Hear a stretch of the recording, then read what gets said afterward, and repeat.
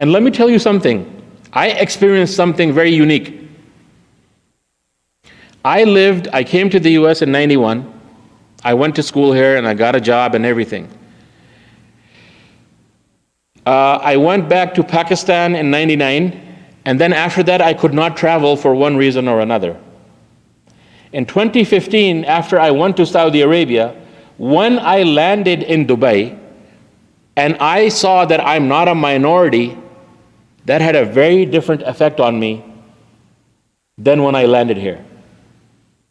It doesn't have to do anything that I don't love the US and I don't. It just had a very liberating effect. I felt very normal.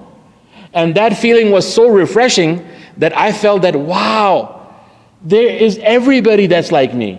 Can you imagine that? Now, I'm not born here. I'm not raised here. I was born outside in Saudi Arabia. I was raised there. But yet, the effect of being a minority was so profound that when I landed on that airport, I was like, I can breathe.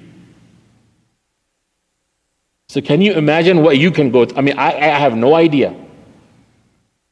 I'm telling you straight talk. I mean, I'm not hiding this now.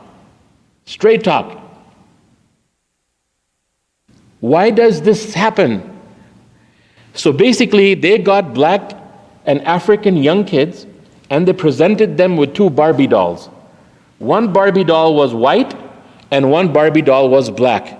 And they automatically, because of the racism that they were experiencing, they had already internalized that anything that is good should be associated with the white Barbie, and anything that is negative, that should be associated with the dark-colored or black Barbie.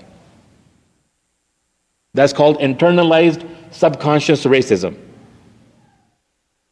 That's true. That's a psychological study that they did. It's called the black doll experiment. Right? And indeed, it says here, Charles Parrish notes junior high students tended to use as many as 145 terms to describe skin color. Can you imagine that our junior high students, what is junior high? What grade is to what grade? Tell me. Help me here. 7th grade or 6th grade to 8th, right? Can you imagine in that age, kids are already describing their skin color in 145 shades of color. Like if I ask you how many colors exist, you'll say 7. And I'll say, how many can you name? Red, 1. With your football team or whatever. Right? 145. They said junior high students tended to use as many as 145 terms to describe skin color. Half white, high yellow, chocolate, red bone, ink spot, tar baby, among those. These are the colors that the kids are trying to use to fit in. I'm too black, I'm too brown, I'm light brown, I'm olive brown, I'm this, I'm that. Why? Because there is pressure. There is pressure that, hey, you are not like any other minority. You need to fit in somehow. And it says, the warped views of blackness fed to the children at an early age result in degrees of blackness determining the status. With darker complexions being deemed most repulsive, younger children were less likely to notice such variances. Another scholar, a Muslim lady by the name of Sana Asir, I don't know if that is an Indian name or an Arab, I have no idea. But she's a scholar, she did research on this. She says, in her research, she took Muslim kids with the ages of 5 and 9, and then basically she did what they call the Muslim doll experiment. Based on the black doll, she did the Muslim doll experiment. She says the study used a variety of measures to capture the extent of damage the negative portrayals of Islam and Muslims have had upon Muslim American children. Her subset focused on 5 to 9-year-old young children. Now, subhanallah, as we expected and as we suspected, the distinguished, meaning the children from 5 to 9, the children distinguished between American, quote unquote, and Muslim in their conversations. demonstrating that they often felt like that they had to choose the easier identity to fit in depending on their environment. The author concluded that 1 in 3 children did not want to tell others that they were Muslim. Can you imagine a 5-year-old to a 9-year-old is feeling so much pressure that they don't want to tell other kids that they are Muslim? 1 out of 3, you know what that is? That is 33.3%. Does that not bother you? That bothers me. That's like a very big percentage. And 1 in 2 children did not know whether they could be Muslim and American at the same time.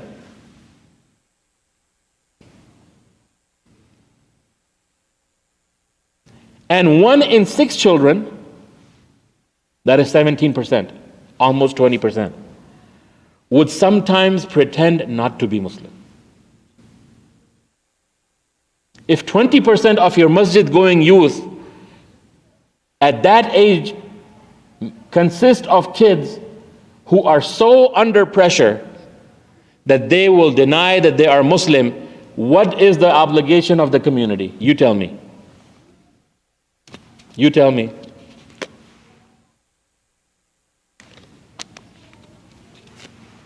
Now, the psychological effect of this, yes, it should concern you as a parent. And there is a way out. And the way out is very simple, and it's right in front of us, but we do not know it. I'll talk about it at the end. They say basically the inability to construct an identity. That is a problem that our youth have. They have an inability to construct an identity that basically gives them the comfort level that yes, they can be American and Muslim at the same time. Right? It says, the study has shown that identity confusion is present in American young Muslim children. However, the confusion becomes compounded as these children progress into young adulthood. Just as with internalized racism amongst black youth, where adolescents distinguish between levels of blackness, Muslim youth may make similar distinctions of Muslimness. The measures by which those categories arise in internalized Islamophobia are not shades of color, but how religious you are. It's especially true for young Muslim women. So our daughters are more under pressure than our boys. And if the community does not understand that, then the community does not know where the solution lies.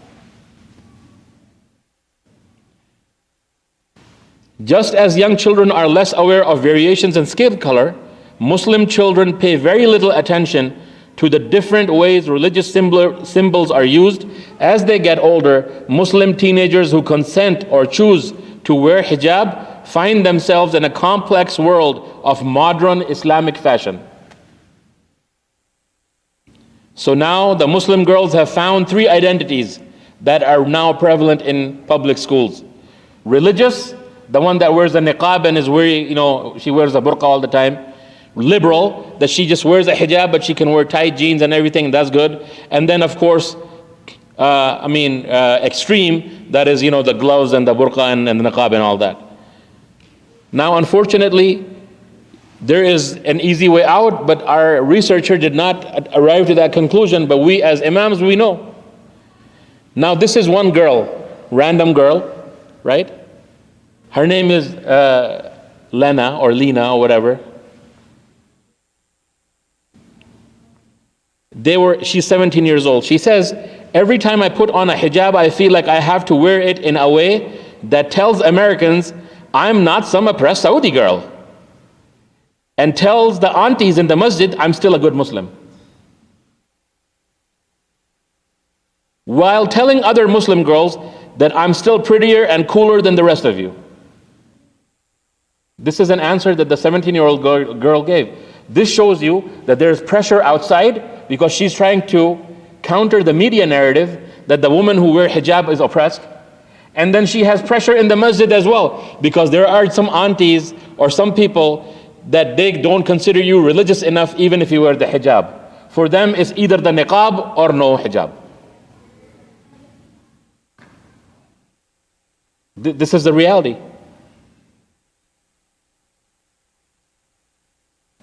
Another participant, Fatima, age 16, who doesn't wear the hijab, she says, I feel like I'm never Muslim enough, so why even bother trying fitting in the masjid? Do you see the problem here? She says, whatever I do is not good enough for the people in the masjid, so I just gave up on fitting. Why should I even try? But at the same time, when I have to pray around my non-Muslim friends, I find myself not wanting because I don't want to remind them that I am different. That's a real pressure. This is called a pressure point. One thing that consistently stood out with all of my respondents, the researcher writes, was their need to prove their Americanness was exhausting them. Our kids go beyond the scope of being, like for instance, this is what we had to go through in Saudi Arabia. Because when I was born, my certificate is Saudi. Like if you look at my birth certificate, it's Saudi, right? It has the two swords and the date palm. Oh, that's their sign on their passports. So I always felt that I had to prove to the Saudi that I am more Saudi and more, right?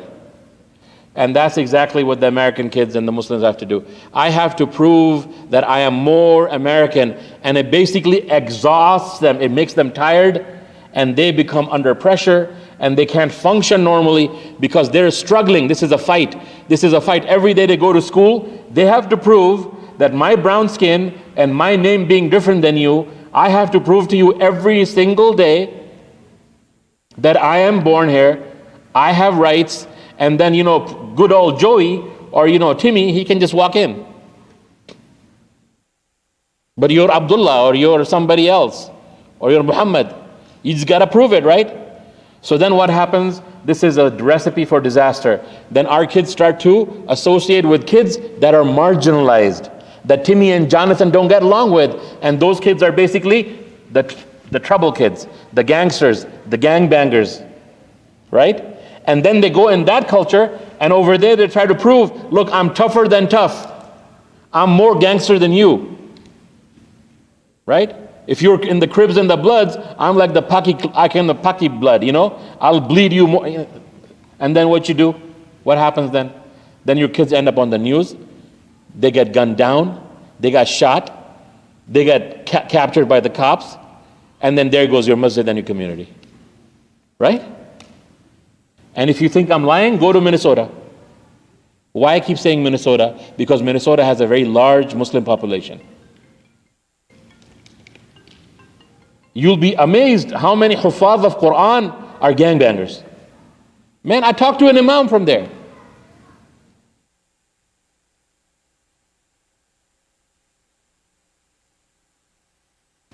So basically, because of Muslims are often cast as being predominantly Arab, or at least non-white, young Muslims are viewed through a radicalized lens in a way that members of the faith communities are not. Now, did you know that yesterday in Thailand, the king of Thailand made one of his bodyguards his concubine? Mulk Yamin. Mulk Yamin, which is basically Islamic Ottoman Empire canceled that there's no slavery, right? The king of Thailand yesterday, his general and his bodyguard, female, she crawled on the ground and she basically kissed his feet and he poured water on her and he says, I bless you as my Mulk Yamin. And everybody was clapping and nobody said anything in the Western media. Go watch that video clip. Because they don't care. They consider all Asians one group. But if it had been an Arab, oh my God, then it's all, Muhammad did this, the Quran did this, and they keep going. And the problem is our kids don't come to the masjid, right? And the answer is not to bring them to the masjid. That's not the answer. That's not the answer, to go one day and drag them to the masjid and pray. No, you got to connect with the kids. You start to become their friend. You start to get in their heads. You start to tell them, talk to them, and get their answers, right? This is the way. That's one way. In one study, Aliyah, a student who was harassed by a fellow student, claiming that she was intimidating because of her hijab, said, "It makes you think about integrating. You just put your boundaries up. The pressure and the pressure and aggregated fear of Islamophobic encounter that young Muslims living in the West have is overwhelmingly high, with severe lack of outlets to cope with the harsh climate." What does that mean? That means that our kids are struggling every day, but there is nowhere to go to come and talk to somebody who's an imam, who's an elder, that, look, I went to school today, somebody picked on me.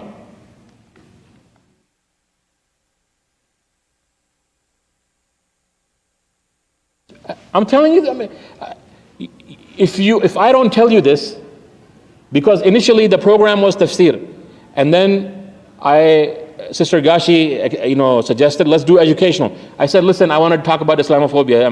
I'm okay? She's like, fine. And that's what we're talking about this. This is more important than tafsir. I'm telling you. And then it says that this is particularly true, right? That women who wear hijab, 23 out of the 30 participants in the current study, reported having 23 out of 30. What is that percentage? That's more than 50%. That's almost pushing 70%, right? They basically said that they have had one encounter of Islamophobia. So if you pick up your daughter from school, and you ask her, how was your day today? She says, fine. Maybe she didn't tell you the whole thing. Maybe she did have a jerk or somebody who came and basically passed a comment that was this. According to the initiative by the British government that deals with anti-Muslim incidents, 584 Islamophobic attacks took place between April 2012 and April 30, 2013. Almost 60% of them targeting Muslim women, 80% of wearing hijab. So if the women are wearing hijab, I'm telling you, their reward is higher than a Muslim who is keeping a beard and putting on his t-shirts and jeans and going out. I'm telling you, this is how it is. And that is why one of the ulama, when he spoke about hijab and his wife, he wept. He said that the struggles that my wife has to go through, not me as a man who has a beard, easy for me, I can fit in. But for them, it is a life and death struggle. You really don't know what kind of people she will encounter when she goes to the marketplace. Of the 19 girls I interviewed, 15 of them wore the hijab. All 15 of them said they had considered taking it off due to fear. 8 of them said they actually had to taken it off in certain settings because they felt threatened. When I asked them if they started to resent the hijab, all of them said no, but some of them reported resenting the men didn't have to undertake similar things. And the girl said that the Muslim men have it easy. So the girls who come to the masjid, they have this in their heart, that the Muslim guys have it easy. And the guys in the masjid, they don't even consider that. They say, oh, the sisters don't follow instructions. We need to make sure that the sisters are wearing the hijab. Right? Let's bring the pressure down on the sisters. Keep hammering them. Because otherwise, how are we going to show that we are good men?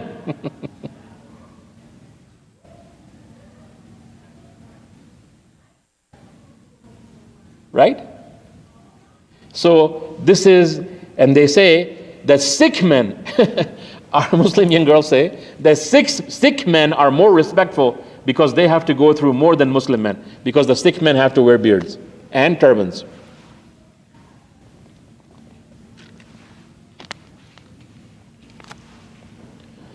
And one girl said, I think it's unfair that they get to walk around in t-shirts and shorts and blend in. Sikh men have to go through more than Muslim men. Another girl actually expressed anger. I want you to listen to this word. I seriously want you to listen to what she says. Another girl actually expressed anger with Muslim leadership, saying, the imams always yell at Muslim women about their hijabs, but never really put any pressure on the men. It's like we have to face pressure from everybody.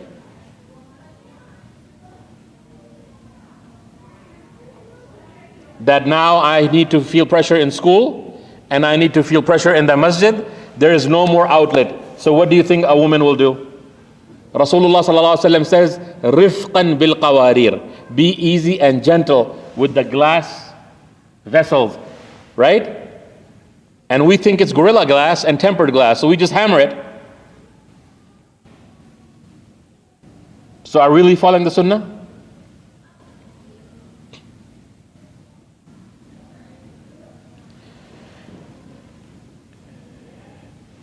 And look at this. I put 3 stars on this. I'm not lying here. I really put 3 stars. By the way, the research was conducted by Sheikh Omar Suleiman of Dallas. So he's a well-known scholar as well, right? He says, this seems to be a common sentiment among young Muslim women in the West. They feel like religious leadership doesn't empathize with them or empathize with them. Why? Now, no, this is not masjid leadership. This is religious leadership. And that's why you see, and I'll be very honest, now I may get in trouble for this, but it's okay. But I know Brother Maqbool is watching my back, so I think I have his support. When Sister Gashi became the president, right, some of our brothers were very upset because they misinterpreted the hadith of the Prophet ﷺ in Bukhari. Immediately, لا يفلح قوما ولوا أمرهم امرأة. The woman, if she becomes a leader, those nations will not prosper. Or bhai Allah, first of all, who did you read Bukhari under? Who gave you license for this hadith? 0. Do you have sanad to this hadith? No. Then who makes you think that you can talk? Who makes you think that you can talk about this? Do you have sanad? You know what sanad is? A direct connection to Rasulullah from the narrator. The hadith means that when Rasulullah ﷺ invited the king of Persia to accept Islam, the king of Persia tore the letter and he disrespected Rasulullah ﷺ. So Rasulullah ﷺ said, may Allah destroy and tear your kingdom just like you tore my letter. And as a result, what happened is that his son, the king of Persia, his son, killed his father and overtook the throne. But the father was already smart, so he knew that his son will kill him one day, so he put poison for his son in his food. So by the time the son killed the dad, and he was going to celebrate to, have the big feast, they're like, I killed my dad and I'm the king. He ate the poison food and he died too. And then who became the leader there, the president or the king? This is his sister. So Rasulullah ﷺ says, لا يفلح قوما ولوا أمرهم امرأة. That even if they made the sister of Khusro the king, the Persia will not be saved. Eventually it will be torn apart, just like I made dua to Allah and the Muslims conquered it. This is the interpretation of that limited hadith. That's why Abu Hanifa, Imam al-Tabari, and everybody, they are in the opinion that women can actually become governors, judges, and to a limited extent. Yes, they cannot become the presidents under accentuating circumstances when there is no more fit men left. But then, and as far as Islamic society or a non-profit organization, right, has no contradiction, nothing. And this is not just my opinion, it's Darul Ifta. You can go to many Darul Ifta and you can ask this opinion. So why do you think the young girls are ticked off? Well, you go. So I didn't have a problem with that. Maqbool, you're going to watch my back, right? I have a quote. Yeah. I want to change it to the last part. It said that at the end you are going to give us the solution. I will. I am. Yeah. And please let's talk about that because that will give us more influence and more effect We already know this phobia, what is going on, but if we give the solution to the young people, that will contribute more. We all know that the analysis and all the hatred which is going on. So let's ask the audience. I mean, I have full support. Do you want me to continue with the data, or do you want me to come to the solution? Raise of hands, tell me. I'm at your mercy. Sisters?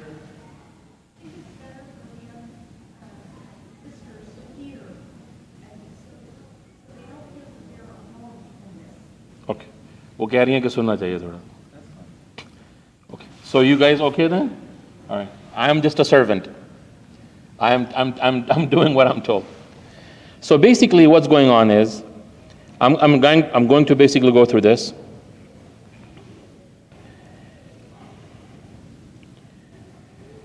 In 2012, or before that, I mean, I've missed one thing. He says, parental stress may therefore exacerbate the effect of similar experiences Muslim children face in the school setting, such as increased verbal and physical harassment post 9/11.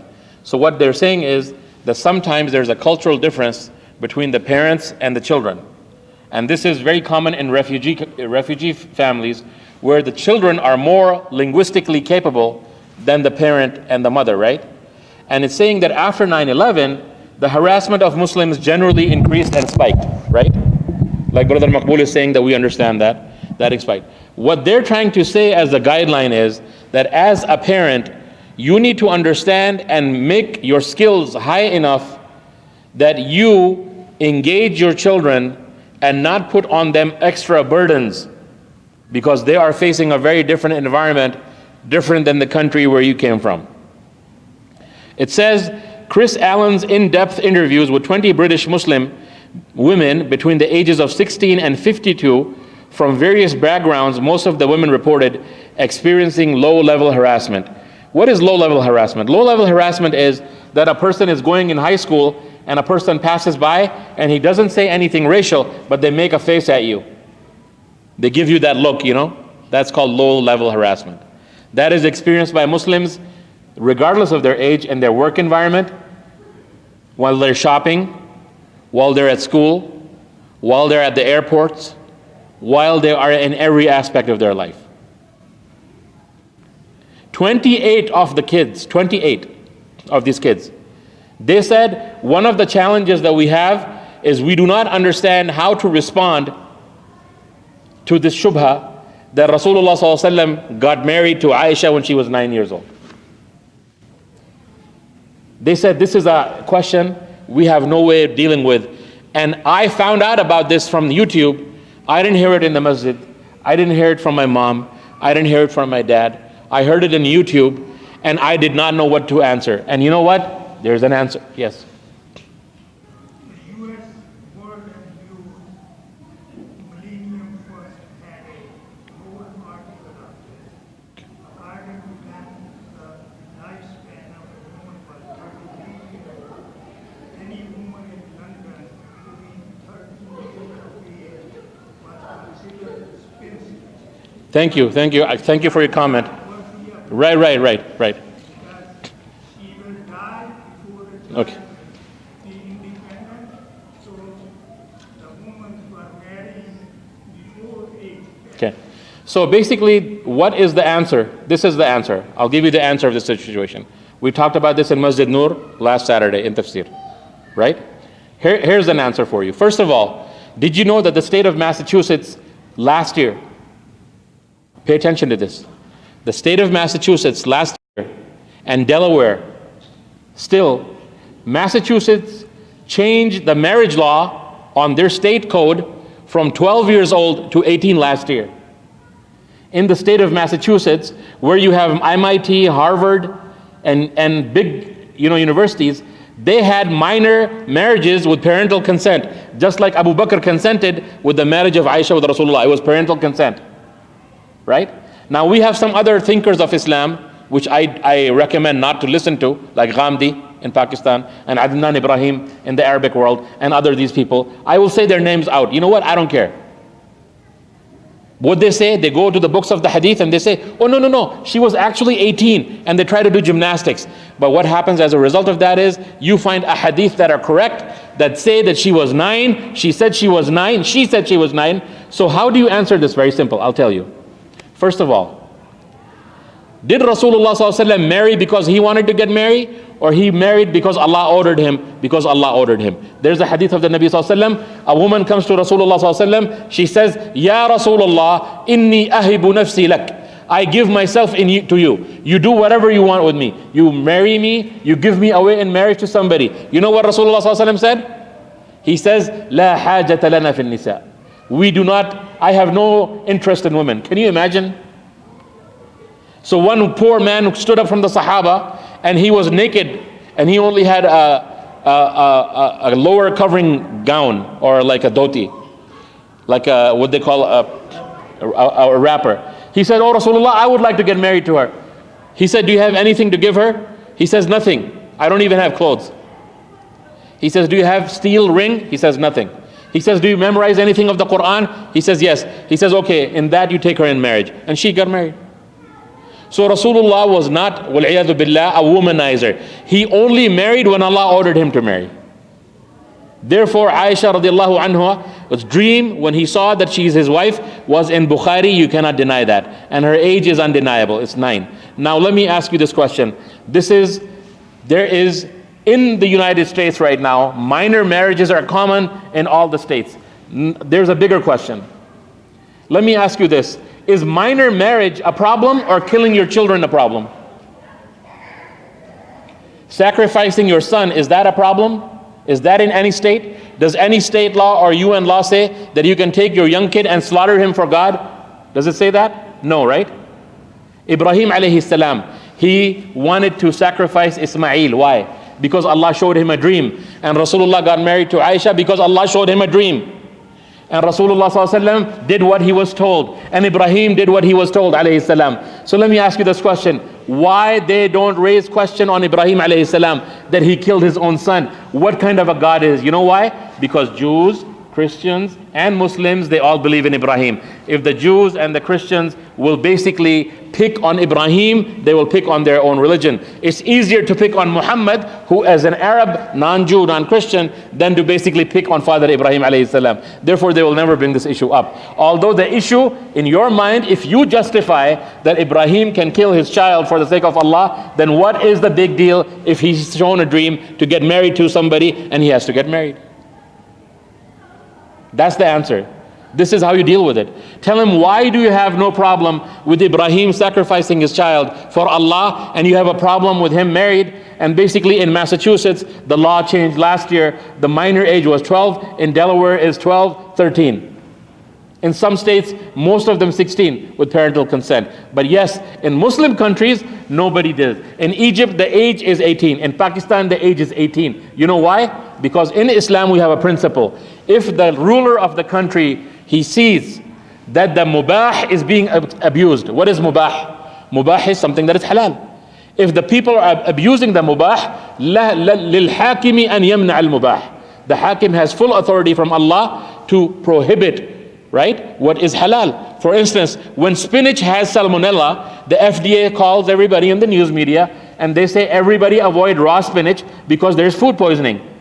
Spinach is halal, but the government has the rights to restrict it. Similarly, the Islamic countries figured out long time ago, before Massachusetts, that minor marriage is not working nowadays. It used to work maybe before, now it doesn't work. Therefore, they said that the legal age, at least in Egypt and Pakistan, is 18, and that is basically what Islam says. Islam doesn't force anybody. Islam is very practical with what happens. Now, finally,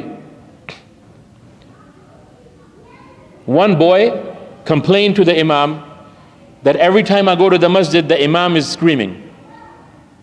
And he's always yelling about Palestine and Syria and the wars. And the kid goes, man, why don't you just calm down? That's a lesson for the Imams. That what you may be passionate about may not be something that the kids want to listen to. So basically, if you want to vent, go vent with somebody on tea and coffee. And don't bring your baggage from back home to the pulpit in the masjid in the US. because you're the imam for all people. You're the imam for all races. You're the imam for all madhahib. You're the imam for all people. You have to be accommodating. Right?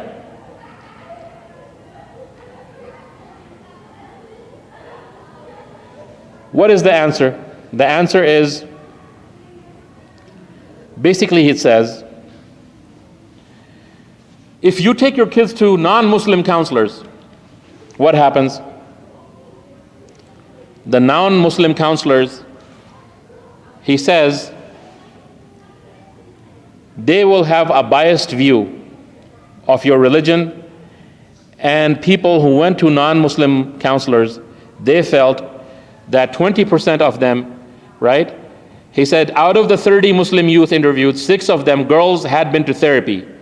4 of them went to non-Muslim therapists, and all 4 of them reported feeling judged by their therapist and swayed from their religion, meaning that the therapist is not doing therapy. He's saying the only way to cure you is to get Islam out of you.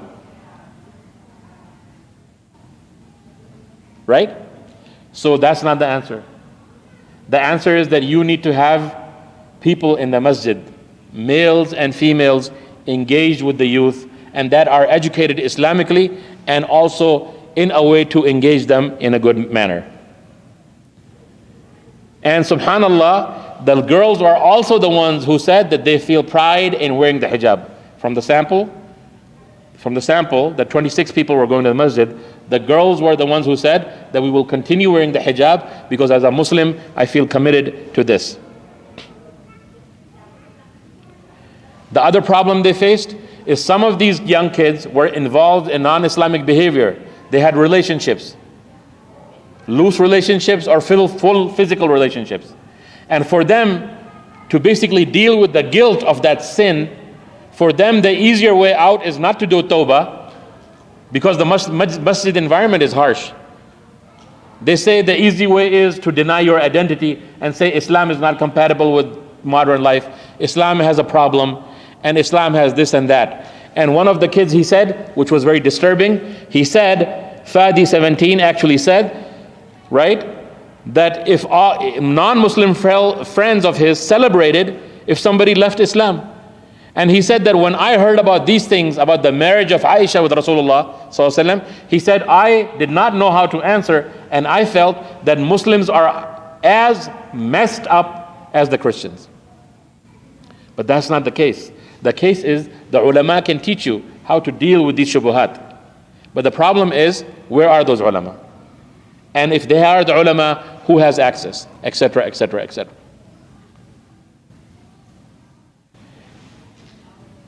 And then they said, subhanallah, this young woman said, to get to know someone before marriage, we have to live with them before marriage. This way we know their real personality and we don't get fooled.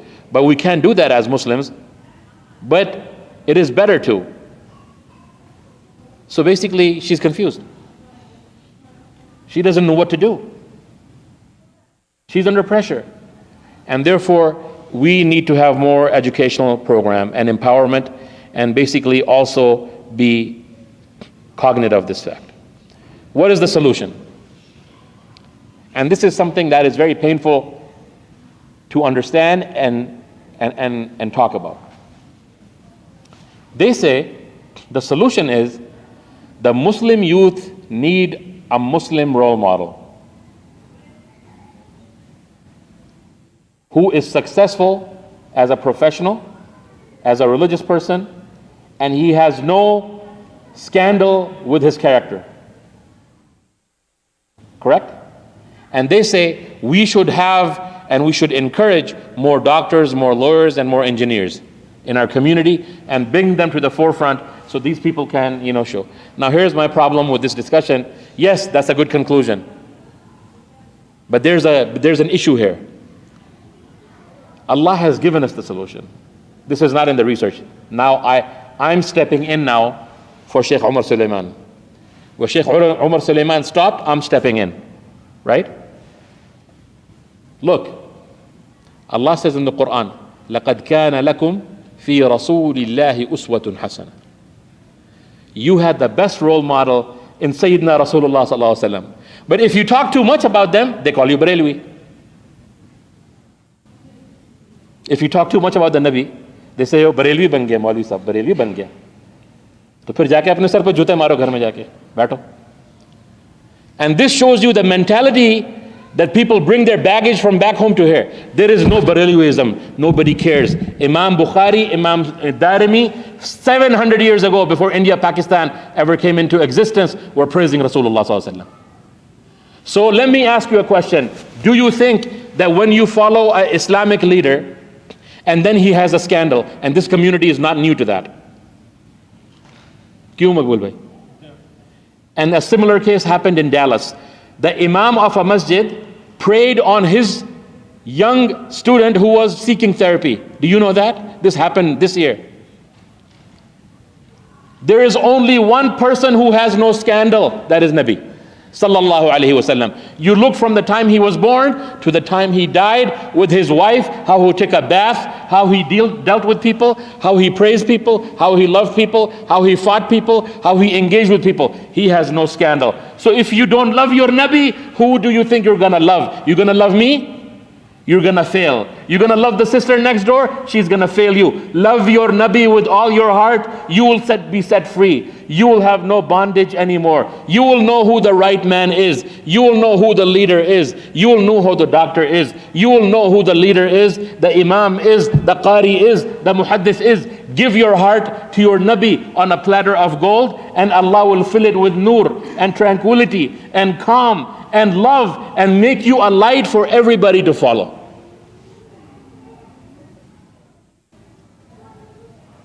And this is how revival came to Egypt. In Egypt, there was tasawwuf. And by the way, right now, the only Islamic methodology to engage with the youth is to have a murshid, is to have a sheikh who is following the path of tasawwuf, right? And Maqbul Bhai knows that. And we know that because we have a sheikh. And if you have somebody who's a sheikh, and he is practicing the sunnah, he is your therapist, he is your counselor, he is your mentor, he is your teacher, he is the person you go to for things that you cannot go to your father and mother. So if you are depriving your children from that ni'mah with the guise that this is bid'ah, this is barelwi, this is all, you're going to lose your children at the end. I'm telling you. You're going to lose your children. And the rate of people entering Islam is far less than the young Muslims who are leaving Islam. I'm telling you.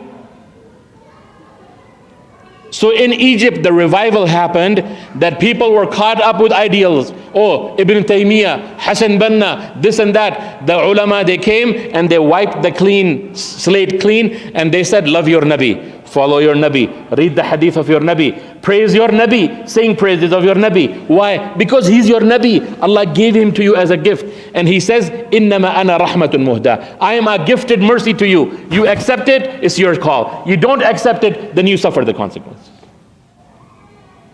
That's the solution, Maqbul Bhai. The solution that Sheikh Umar Suleiman did not provide. And I'm telling you, if you teach your children how to love the Nabi and how to know about them and what is his miracles and how kind he was, how beautiful he was, your children will be mesmerized. They are natural, they have a natural tendency.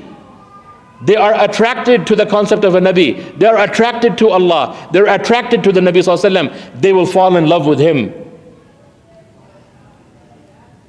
But it isn't a shame that when you start reading a hadith of the praise of the Prophet, people label you with names and they say, let's shut this down. Let's shut this down. You're shutting your own Nabi down? What's wrong with you? What's wrong with you? And then you expect that you're going to get mercy directly from Allah, wholesale? Even for goods, you have to go to a wholesaler. Even if you run a grocery store, can you buy directly from the manufacturer? Can you? No, you got to go to the wholesaler. And Nabi Sallallahu Alaihi Wasallam is basically the tajalli of Allah for rahmah. I'll give you an example. In the hadith in Sunan al-Darimi, a woman said, Oh Rasulullah, I made an oath to Allah that I will make hajj walking on foot, bare feet. And I will uncover my head to show how humble I am. Rasulullah, you know what he said, Sallallahu Alaihi Wasallam? He says, cover your head, and when you get tired, ride a camel. Like, are you stupid? Why are you killing yourself? And then one woman, she did the same thing. Rasulullah sallallahu alaihi wasallam, Inna Allaha ghaniyun an nadhriki. Allah does not want all of your torture. You don't torture yourself. Allah wants ease for you. Allah sent me to give you ease. He did not send me to give you what? Problems. A man, we read in Sahih, in Sunan al-Darimi, a Sahih hadith. This is a funny one. A man says, Ya Rasulullah, I have made an oath that I will pray 2 rak'ahs in Jerusalem if Allah gives you Jerusalem in conquest. So Rasulullah sallallahu alaihi wasallam said, he was standing in Mecca.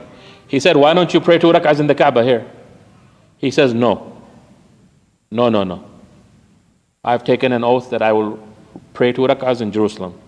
Rasulullah sallallahu alaihi wasallam said, pray here in the Kaaba. It will fulfill the oath and more. Because the reward of prayer in Jerusalem is less than Mecca. So it's like saying, I made an oath that I'm going to give $10 to somebody, right? So somebody tells you, hey, give $100 right here, man. You're going to get more than $10 reward, right? So the man says, no. He insists 4 times with the Nabi, no. I'm going to pray in Jerusalem. So finally the Rasul sallallahu alaihi wasallam says, Anta wa sha'nuk. Jao zindagi jiyo, khush raho. Go and live your life. It's fine.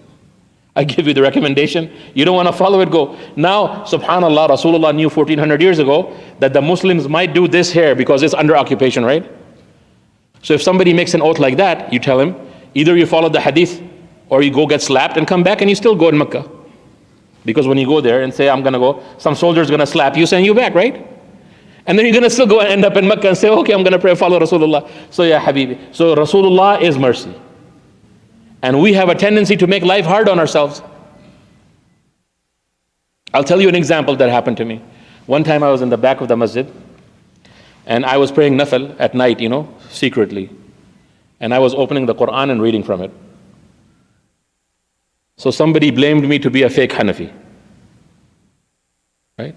He says there, Sheikh Yasser is closet Salafi, this guy. He pretends to be Hanafi. I closed my Quran and I left. I told him, by the way, you did what you're supposed to. He was taunting me. I said, by the way, do you have any idea about this issue? What this issue is? What's the ruling of the Hanafi fiqh? Do you know? He's like, it's not allowed. I'm like, mashallah.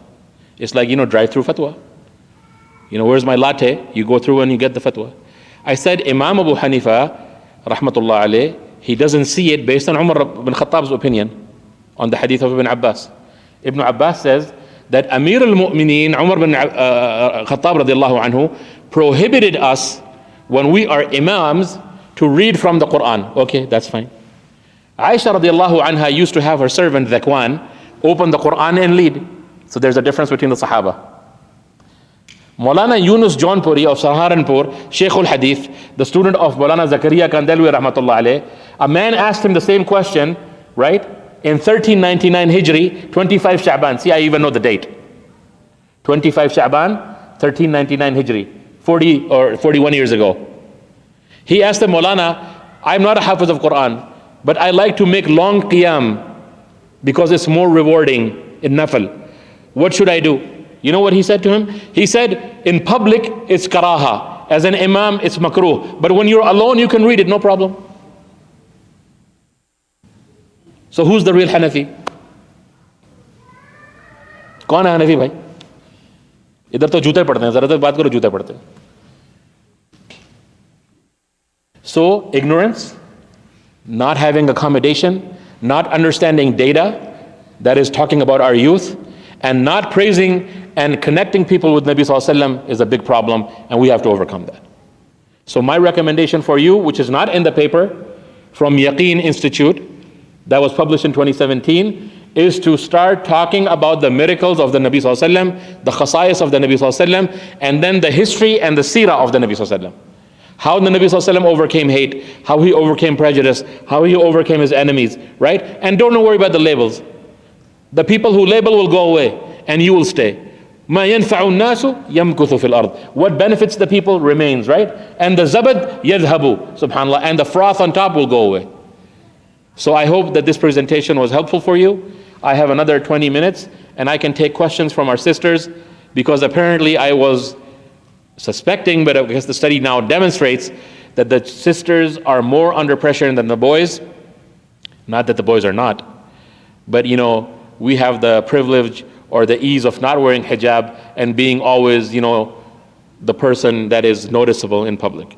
So I'm going to open this for any questions and then we'll call it a day, because I have to go in Masjid Nur for tafsir as well. Jazakumullah khair. So any questions from the sisters? Okay, then I did a good job and I can go. Any questions?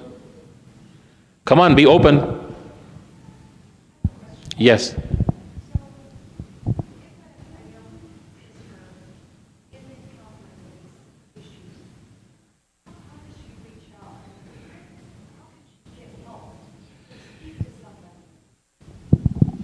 That's a good question.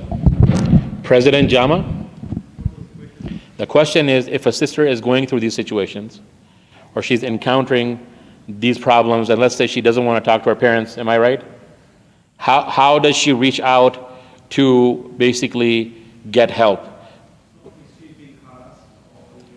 Well, let's say if it's not illegal harassment or something that is beyond the scope of law enforcement, below that, right? How does she just want to talk about day-to-day issues and challenges? What can we do for them? Well, no. I think she means, you're not talking about law enforcement issues, right? No. Islamic counselor, right? So that's one thing where, can I speak?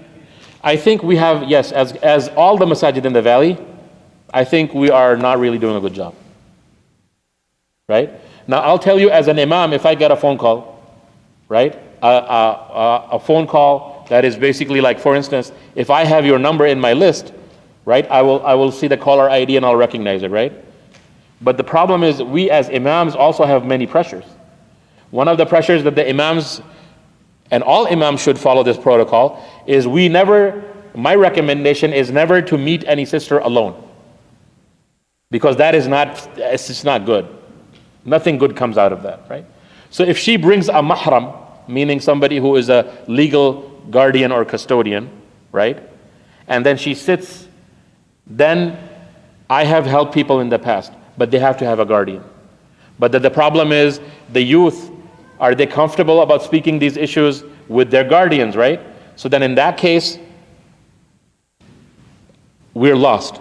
Because one time I got a call that was very cryptic, right? And the sister started to praise me.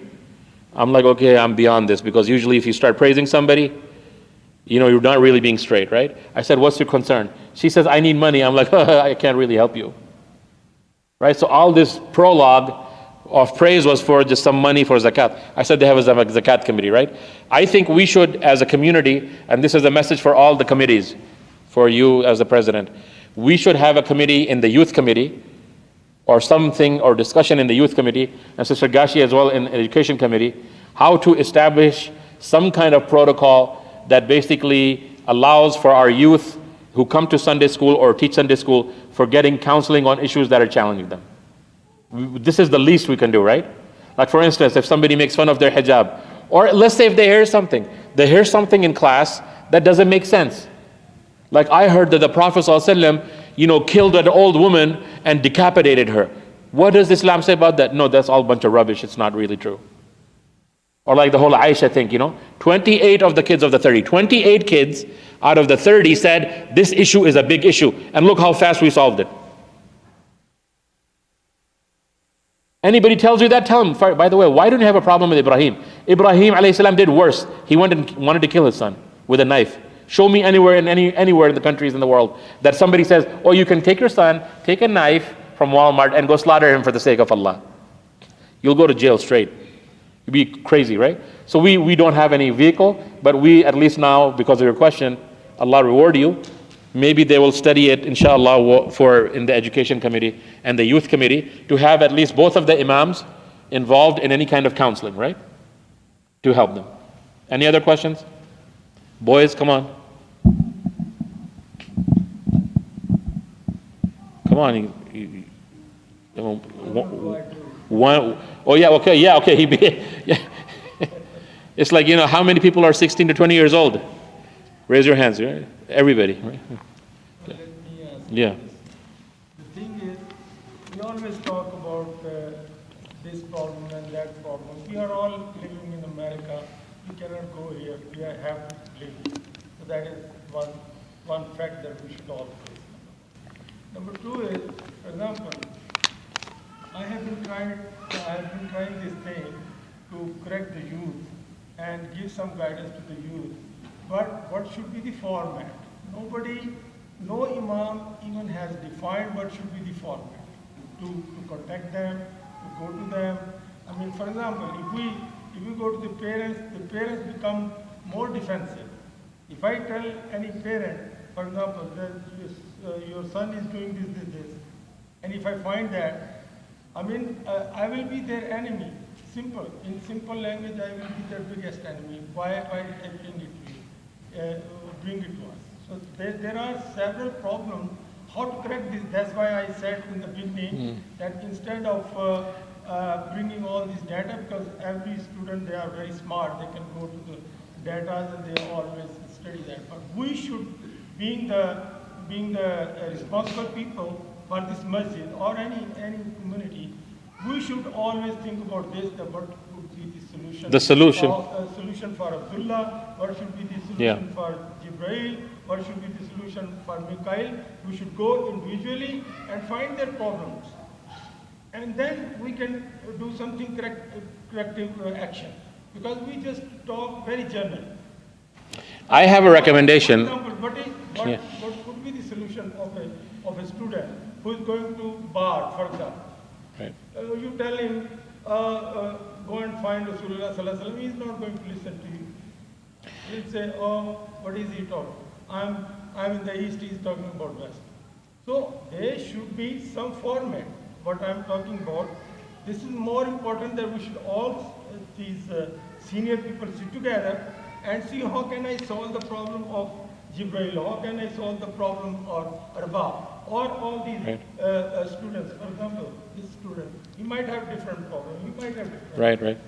Everybody who's sitting here has different problems. So I think. So there should be a group of responsible people, like you said. Number one is the character. Right. Number one thing is the character.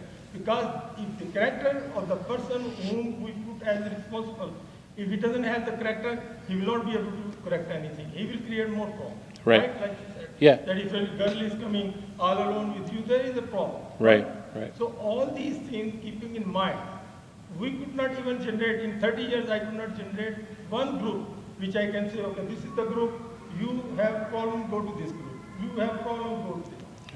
The best thing is our imam, and I don't want to criticize that. But this is my basic, deep concern. What should I do with my children? Because I am living in America, I am not going to go back. May I present a solution, inshallah? The first solution as parents, when we went to our sheikh, and this happens only in tasawwuf, the correct tasawwuf. Not the tasawwuf where you're dancing and basically going around and passing out, not that one. I presented the same concern. He said 99% dua, 1% effort. I was doing 99% effort, 1% dua. How many times do you pray for your children in the salah? Tell me. Be honest with yourself. How many times our imams, right, when we're making dua in Jum'ah, pray for our youth? Nobody does, right? But we basically have started that practice because our teachers have said. So as a parent, remember there's a formula that our elders have taught. And this is also a wazifa, a wird. Before you make salam in your 5 daily prayers, make this dua which is in the Quran. رَبَّنَا هَبْ لَنَا مِنْ أَزْوَاجِنَا وَذُرِّيَّاتِنَا. You know the ayah of the Quran? And when you say ذُرِّيَّاتِنَا, name your children. So let's say if your children are Ahmad, Asim, you say رَبَّنَا هَبْ لَنَا مِنْ أَزْوَاجِنَا وَذُرِّيَّاتِنَا أَحْمَدُ عَاصِمْ قُرَّةَ عَيْنٍ وَاجْعَلْنَا لِلْمُتَّقِينَ إِمَامًا. If you say their names and you make salam in your 5 daily prayers, you will eventually start seeing a difference in your children.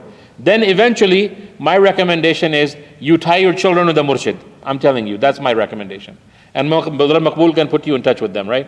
But the other issue is there's a vehicle. If the Islamic Society management creates in the youth committee and in the education committee some people that can be contacted anonymously by the youth without disclosing their identity for any issue that they're going through, and that committee looks at the issue.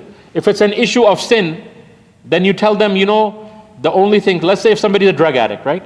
Then you tell them, look, you need to go to a meth clinic or something.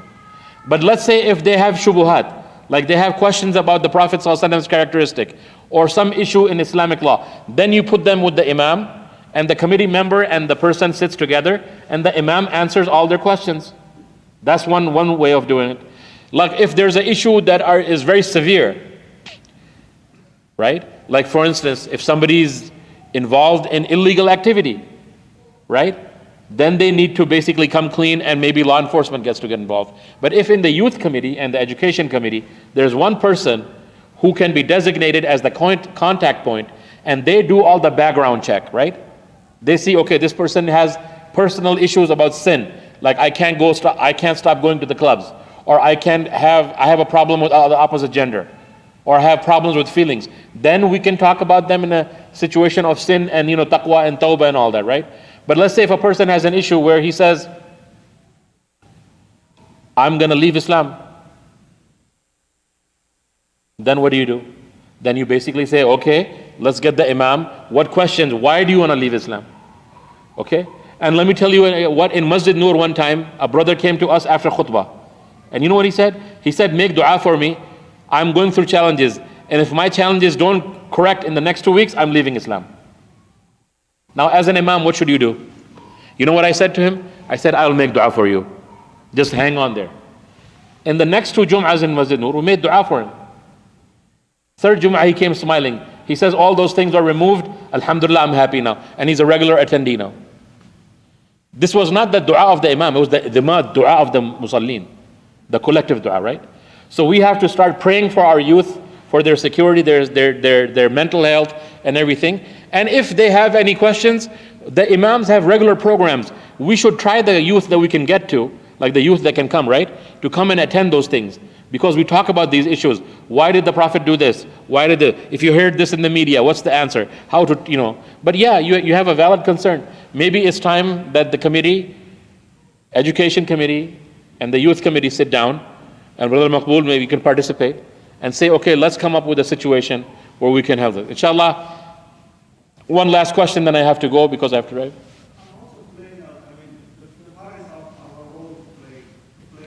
Definitely. Yes. By the way, Brother Jama brought a very good question. If you're not doing parenting at home, if you yourself are not following Islam, your children are not going to follow Islam. If you tell your children don't smoke, but then you are smoking, they will smoke. Because kids look at what they're doing, the parents are doing.